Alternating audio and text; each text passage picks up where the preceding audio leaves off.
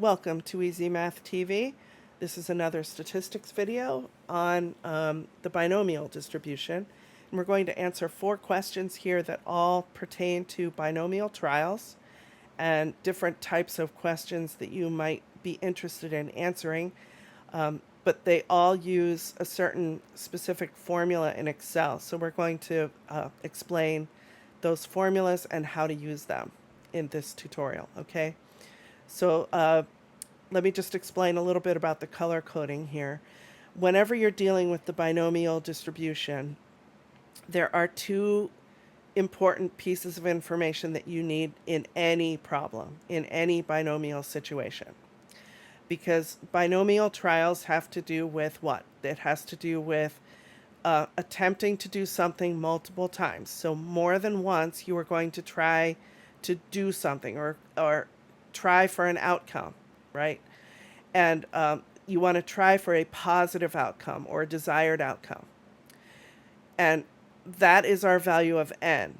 N is the number of trials. So you're going to see those numbers here appearing as whole numbers in purple.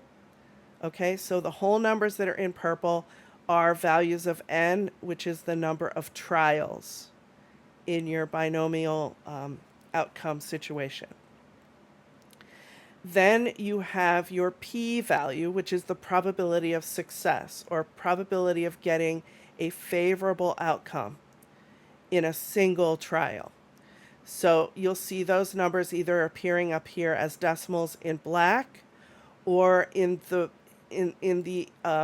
wording of the question, you'll see them highlighted purple also, because the purple is basically what's given in your binomial situation. All right. So so purple has to do with the 2 parameters that are needed in a binomial trial situation, and that's just a color that I chose to use. The orange, the numbers that you see in orange, are the desired outcomes. So like what is it that the question is interested in getting? Okay, what are we interested in getting for the question? So that's the number that's in orange. All right. Okay, so let's dive right in. Let's read question 1.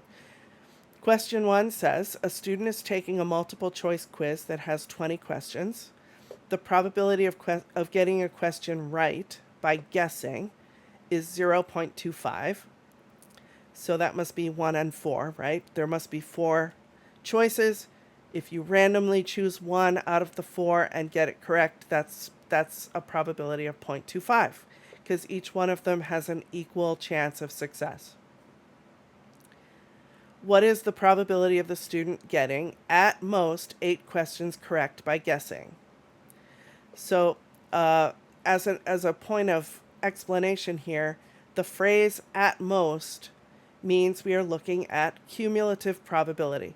So somewhere in a notebook you might want to jot down, when do I know? So ask yourself the question, when do I know that I'm looking at a cumulative probability?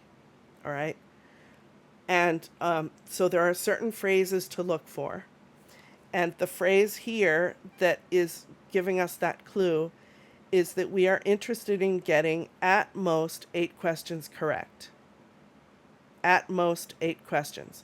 So that means 0 up to 8. So if you can go 0 up to a certain number, then you are dealing with a cumulative probability. All right.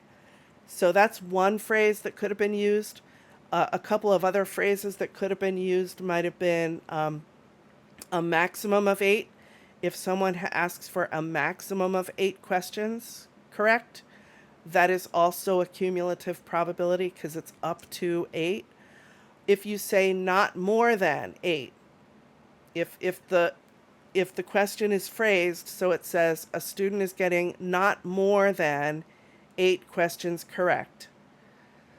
So not more than 8 means less than or equal to 8, which is basically, again, cumulative probability. So it's a good idea to make a list of those phrases that tell you you're dealing with a cumulative probability. okay? And this is one of them right here.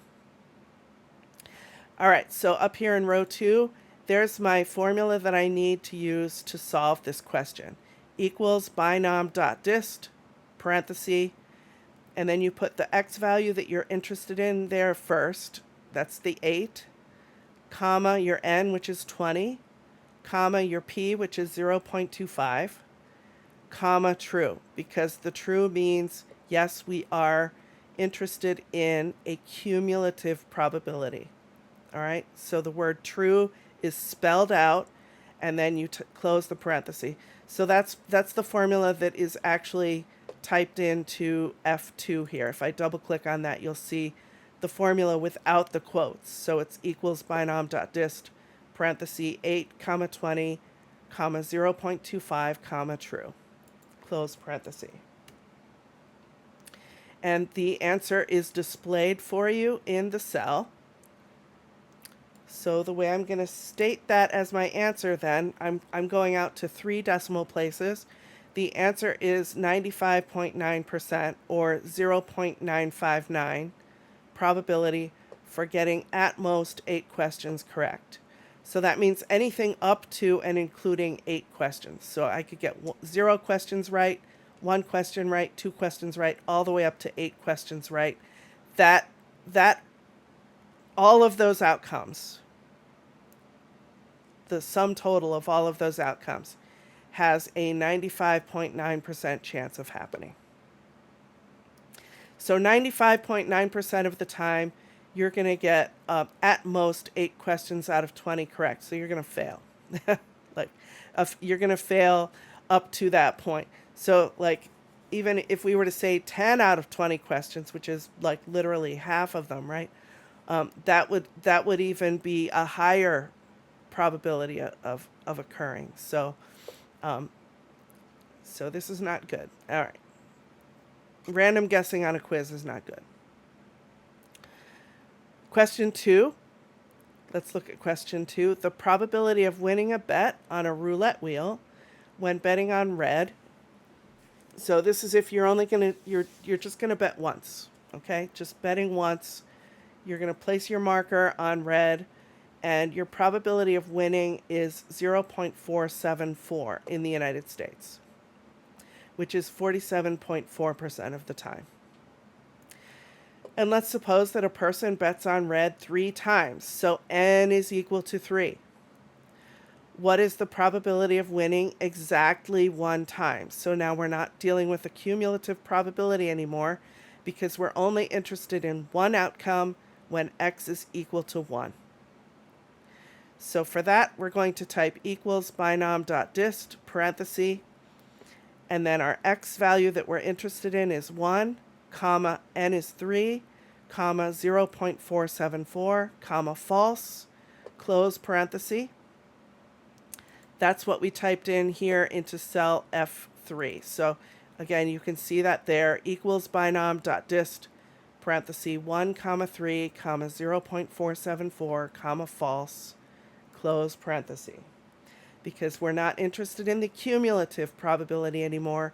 We're only interested in the probability of a single outcome of this experiment. The experiment is that you're betting 3 times, and the outcome is that you won once out of 3 times. So our answer then, given the decimals that you see up there in cell F3, if we're rounding to 4 decimal places now, it would be 0.3934 or 39.34% likelihood of winning once out of those 3 attempts. So not great. Let's look at question 3. Another player on the roulette wheel is betting on red 7 times. So n is going to equal 7. And it's the same p-value that we had before, 0.474. What is the likelihood of their winning more times than they lose? So I actually put a text box up here explaining like what values of x we're actually interested in there. If you're playing 7 times and you want to win more than you lose, then that occurs when x is equal to 4, 5, 6, or 7. Again, winning more than losing, if you're going to win more often than you lose, then that's going to occur when x is equal to 4, 5, 6, or 7 times out of the 7 times that you play. So now we're interested in a range of values of x. All right, it's not really a cumulative probability because we're not including 0, 1, 2, and 3, right?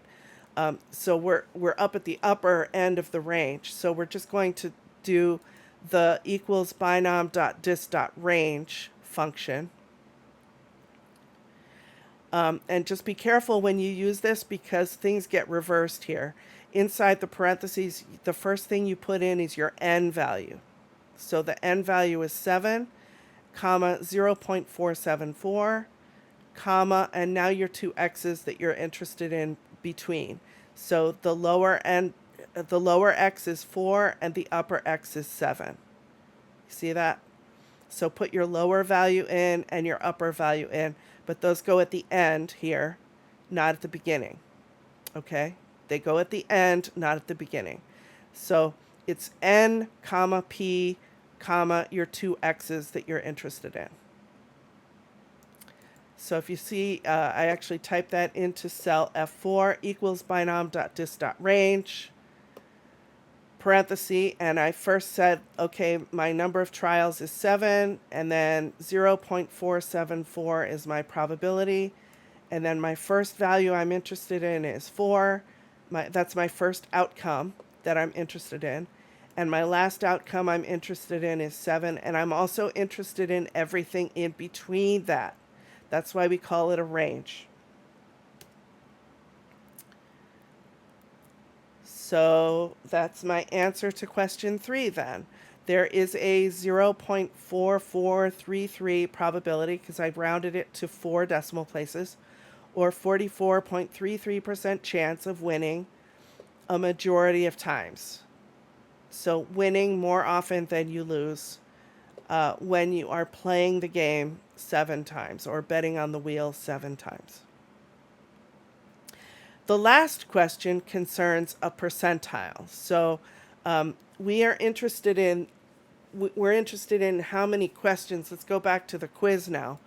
So we're back to taking a multiple choice quiz, and we're randomly selecting an answer each time. And we want to know at most how many questions would we get correct 75% of the time. So when there's a 75% probability, what is the number of questions at most that we would answer correct if we were to start at 0 and go up to a certain point? What is that point where things happen 75% of the time? So in other words, we're looking for a percentile, aren't we? This question is asking for the 75th percentile value of x in this quiz situation. So the formula that I need there then is the equals binom.inv formula. So whenever you're given a percentile and you're asked for a percentile, you use the .inv function. So and it's not a normal distribution, it's a binomial distribution. So that's why you need equals binom, binom.inv.